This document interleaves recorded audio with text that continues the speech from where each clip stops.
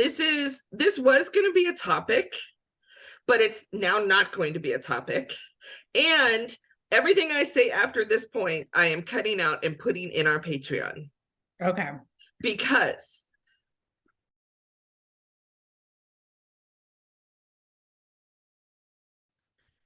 you know what? Great. But what fucking bizarre. I'm just like, thanks. But I will say this. I'm very proud of you for giving him a second chance, even if it didn't, because if anything too, it just eliminates the question, right? It just reinforces that you should listen to your gut, that you know, and actually, yeah. No, it reinforces that you were right, oddly enough. In what way? Because I'm glad I went in and got a second opinion of my own. Yeah. And now I'm even more clear, right? So exactly. I like the idea of, and the reason I like this is I would like that second chance from other people to me, because sometimes maybe I make a really crappy first impression. Let me rephrase that. Not sometimes. Often. Because I'm loud and outgoing and I'm boisterous and I'm a pain in the ass sometimes. But I also would like to think I do care about my fellow man. And so I would love a second chance to make a better impression if I made a terrible one the first time. Sure. Yeah. And it's a great lesson to learn. And let me tell you, I'm not angry or bitter, or I don't dislike this person at all. I'm just like, I'm just, no, I don't want to date him. And he doesn't want to date me either, which is what's so interesting about it. He doesn't want to date me. He wants to fuck me. Well, that's okay. I like being fucked. Don't get me wrong. Not complaining about that part of it. But I have said it before. I've probably even said it between the two of us. Is if it's just about getting laid, then it's gonna be young, hot, pretty boys. That's where I'm going. Because because then it's easy for me to walk away and I don't have to pretend to have a conversation. Have to pretend I'm emotionally involved. I don't have to pretend any of that bullshit. Let me ask you a question. What do you think when you see, say, like a 50-year-old man with a 20-year-old woman? Like, does it bother you? Do you not even have any judgment around it? Do you think it's kosher? Do you think like... I'm turning off my phone and I will tell you my honest opinion. Okay. I think, and this is callous and heartless. I think, yeah, you get what you deserve. Yeah, you deserve that 20-year-old girl that only pays attention to you because you pay for things, and she's gonna suck every fucking penny out of you that's available, and you get what you deserve. Enjoy it. I hope you get what you want. Now, what if it's judgmental enough for you? Oh yeah. And what if it's reversed and it's a 20-year-old man with a 50-year-old woman? Go. No, I don't. Yeah, no, I mean, it's the same thing. You know what, though? I don't think that's true for every 50-year-old man to 20-year-old woman. Of course, it's a generalization. And even to take it a step further, right? What if it's a 50-year-old woman and an 80-year-old man? Because the age difference is exactly the same. Yeah, you're absolutely right. And then that's different because then we're going, ooh, that's good. But I mean, a 50-year-old woman compared to an 80-year-old man in terms of what you're dealing with, I mean, it's still generationally very different. You know what? I agree with you. And I think the reason why, I say everything tongue in cheek, and I'm probably not the right person to gauge it on, is I don't care about being in a relationship. So I don't look at that 50-year-old to 20-year-old situation and go, oh no, she's taking another man off the market for me. I'm actually thinking that leaves a 26-year-old boy for me, right? That frees up some of the younger men for us older women to move in. But the problem is, because I don't look at that situation as a relationship situation at Mhm. all. I'm not saying I refuse to, it's just that that would not be my first thought, right? Right. And, you know, I think, you know, it's even, yeah, somewhat of a double standard, sure. Because you know, for me, I'm like, but then again, if I'm out with a 26-year-old boy at an event or something, I guarantee you I'm not in a relationship with him. I've talked him into, maybe I've paid him. I don't know. Women do not have to pay for sex. That's the upside of the situation. But you know, I mean, I like, would pay for a man to be naked and clean my apartment. oh, that's different. They're performing a task. Yeah, I don't need him. I don't want to have sex. Just clean my apartment. So let me ask you a question. I can't believe we're diverging, but I do mean this because I have said it many times before in our conversations, but you never have until right this very moment. Hmm. And that's, do you like naked men? Yes, of course. Okay. Oh Because my you God. have never said, I'm a huge fan of naked men. I'm just shut up, take your clothes off. I don't care.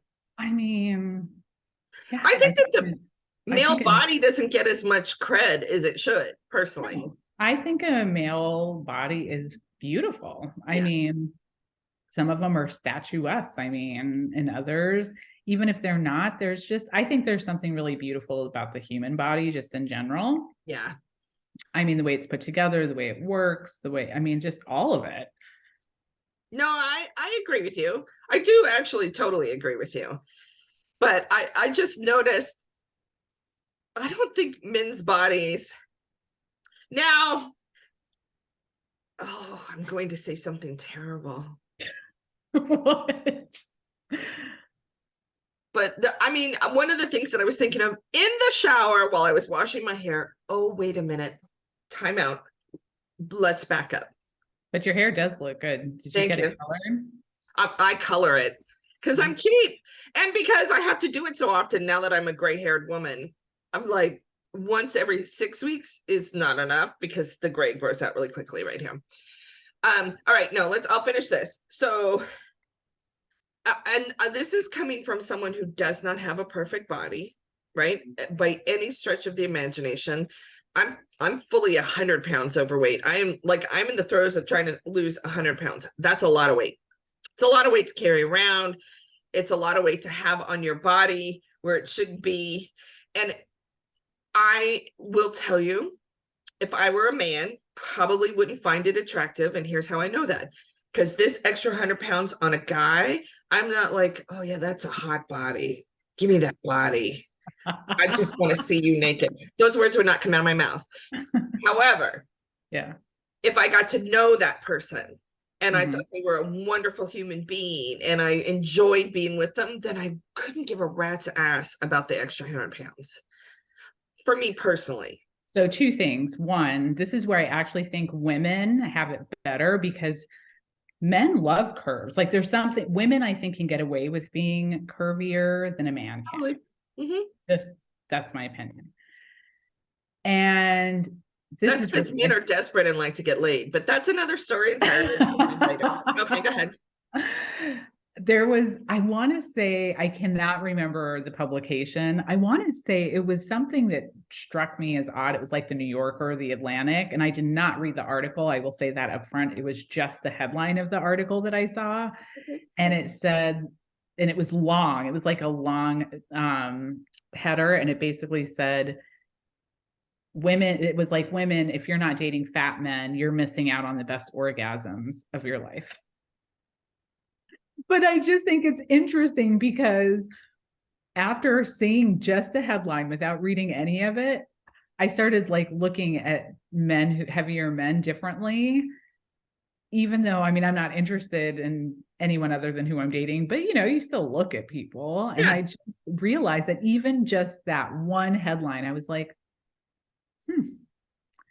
because it made me wonder, like, what did it mean? What does it mean? Because I mean, like, I'm not quite sure size matters. And in this case, I mean girth. Oh no, because I do like girth. I mean size of belly or whatever. What I do believe though is and again, so what we're doing is reducing it down to just one thing, and that's fucking. And fucking is so not important. I can do it with a battery operated utensil, for God's sakes. So, but I disagree. I think sex is so important in a relationship. oh no, I I didn't say. totally think it's No, like if you don't align, if you have different preferences, if but that's you intimacy. That's not fucking. No, I don't agree. I think you can have both. I think that you can totally fuck the shit out of someone and it's still an intimate moment. I've never had that. I just think you can. I think that you can be in a relationship with someone and totally love them and still just fuck. Like, I don't think it has to be, and I maybe think it's maybe our labels are just different. You know what I maybe mean? our labels are different. Yeah. Because to me, I'm like, if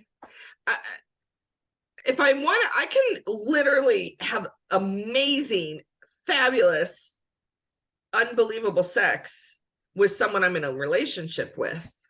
But Mhm. I'm just fucking someone I'm not in a relationship with. That's all. Yeah, I think maybe it's the definitions because I feel like you can just fuck anybody. Like, I definitely don't think it matters what the relationship is. It's like just this animalistic, like, you just are going at it. There's not like this romantic, Oh, like, no. Yeah. none of that. That's different. Or like, I mean, there are some beliefs I don't necessarily totally believe in. I'm trying to be more open minded to it. But like, I was reading this thing the other day that was talking about what intimacy is, and it was about couples who were having a hard time. I'm not even sure why I was reading it, to be perfectly honest, but it was talking about taking sex off the table in order to have sex. Like, taking the idea of like penetration of penis and vagina, take it off the table and just have like sensual massages and massage each other and maybe do mutual masturbation and watch each other, all of these other things to have sex. And I'm like, I have a heart, I don't know. And maybe it's just, again, I'm just not open minded to it, but I thought it was interesting. It's like, Mhm. why not? Like, why does it always have to be? So, just kind of pushing back on what those definitions are. Right.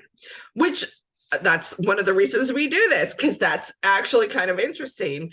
I always joke that if I'm going to go through all of the hassle of getting naked, I want the happy ending, right? But maybe that looks different. Like, maybe, and keep in mind, I'm coming from such a narrow point, right? Maybe Yeah. that looks different to me with someone I actually like and Yeah. care about and Yeah. know their first and last name and their Right. birthdays, right? Like, And, maybe that's and a this different article story. was specifically for couples who are struggling to have sex. Right. So that's what it was about, and trying to reignite the interest. And I think it's just like becoming sensual with each other, because maybe the couch has gotten in the way and one of the partners is just stuck on the couch all the time or whatever. Like, who knows what it is. Yeah, But no, that actually, that makes perfect sense. But again, and then maybe that develops into that animalistic craving, and that's like, for me, and this is probably why I'm not in a relationship, it's not the only reason, but is, to me, that's one of the benefits of being in a relationship, is Mhm. that you get to have that sex often, that animalistic, like, to me, that just goes hand in hand with it. Yeah. And although I could be wrong, because I've been wrong before, as we know, but so for me, I am just like, it was easier for me to just do it one-offs, and I had many one-offs Yeah. of that, because the other side of that coin is, and I was thinking about this earlier today, And because I am friends with a handful of people on social media that I have had my one-off relationships with, right? And yet Yeah. we sort of became friends afterwards. And now they're like, they're happily married. And then they're my wife this and my wife that. And I love this person. And I'm just like, wonder if that could have been me. Wonder if it could have. Like, Yeah. and the reason it wasn't was because I didn't want it, or was it because I'm not ever going to be good enough to be that girl? That enters my mind all the time. Good enough to be that girl. For that for anybody. Again, that's the fucked upness of, my situation. That's your narrative. Those are the thoughts that run through your head. Yeah. And it's so interesting. Just before we got on, I was listening. I love Eckhart Tolle, even though he drives me crazy. Yeah. He's a love-hate kind of guy sometimes. I agree. I totally agree. And I love the power of now. And who I doesn't? like the way he thinks, but I do think some people take it to the nth degree where they just sit and wait for things to happen. And it's like, well, that doesn't work either, right? Like, you're also the writer of your own story. But the reason I brought it up is literally the episode I was just listening to. He was talking about what a narrative is and how they're just thoughts, and just to be aware of them. And when you do hear them, just recognize their thoughts. They're nothing more than a thought, and try to reframe what it is you're thinking. Right. So if you're starting to go down that path of I'm not good enough, is it that the relationship just wasn't the right relationship for me? Right. Or although none of them, I mean, oh no, that's not true. I did have 2 boyfriends in the throes of my craziness. And one of them did not end disastrously. Actually, one of them ended very politely and lovely. And in all fairness, I didn't realize we were dating until a couple of months in. And I was like, oh, wait, maybe he thinks I'm his girlfriend. And then I moved. So it did not end poorly. And then he got married. Now he's married. Interesting enough. The other guy, I don't know where he is. I hope he doesn't know where I am. That would be good. But I don't think I've never gotten to a point in a relationship where that would even be a question. Okay. No, there was one guy. And I said to him, oddly enough, I knew early on I liked him. Like I had an emotional attachment to him. And so me, hey, are we just fucking is literally what I call him. Like, are we just fucking or could this possibly be a relationship? And he's like, oh, I'm just fucking. And I said, okay, that's good to know. Good to know. Got the info. Yeah, I can live with that until I can't anymore. And that day, it's the day I will tell you I'm done and I'm walking away. And so we continue to just fuck until I was like, yeah, this is not working for me. And then I stopped just having sex with him. And yeah, he met a girl and got married. So this is a whole topic I'm not prepared to have a conversation about right now. That's okay. You don't have to. Wow. We just literally took a turn that I cannot take this turn right now. Well, how about we can make a laugh out of it and remember that my ex got married a few months after he moved out of our apartment after 10 years of back and forth. And yes, but it was because you had enough sense not to marry him, my friend. Even though you said you would, I noticed you hadn't done it. And I was like, oh, you are the one that made that choice. You made that choice. That's correct. I did not. Sometimes I feel guilty about it because you were on the phone with me when I was heading to Paris and I was like, I think he may propose. And I was like, I don't know what to say. And you were like, you can always say yes and change your mind. And that always stuck with me. Oh my God. All right. Right now, I'm the smartest girl in the room. Yeah. Okay. No. Yeah, it totally stuck with me where I was like, I can say yes and then still figure out if this is the right decision. Right.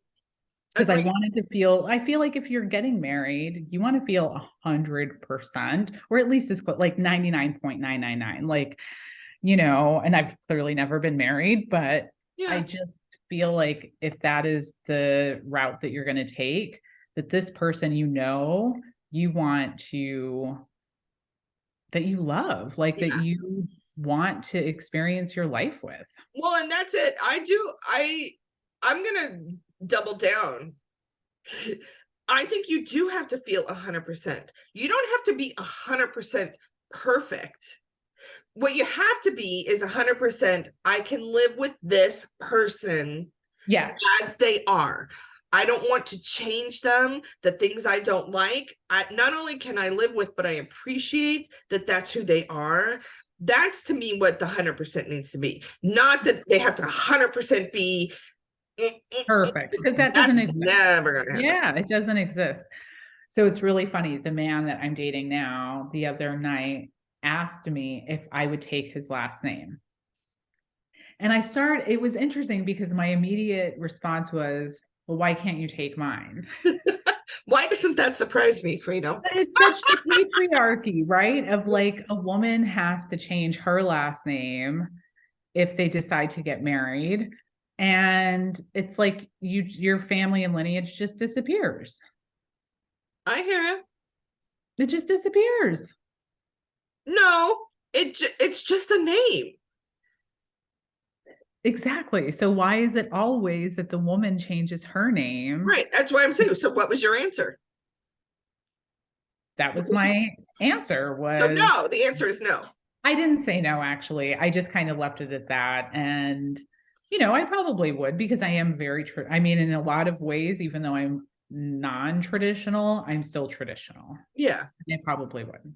So I did change my name when I got married. And then when I got divorced, I didn't change it back to my maiden name. I just picked a name, which happens to be my middle name. So my real name is Sherry Alexis, always has been. I just got rid of all the last names. And I have said, I am never legally changing my name again. But I don't worry about what people call me, right? Like, Yeah. if God forbid I should ever get married again. See, that's my narrative. I better fix that. If you should say, One day, if that is what the universe has in mind for me, and I find that person, and they're like, can I introduce you as Sherry Kennedy? I'm going to throw in Miles' name in this case. Can I introduce you as Sherry Kennedy? I'd be like, sure, I don't care. But if you're going to write me a check, make it out to Sherry Alexis, because that's my legal name, right? That's where I'm at. I don't care what you got. It's just a name. And my dad freaked out when I went back to a different name than my original last name. My dad was what is your original last name? I don't even think I know what it was. Aiken. Aiken. My dad was alive when I met you.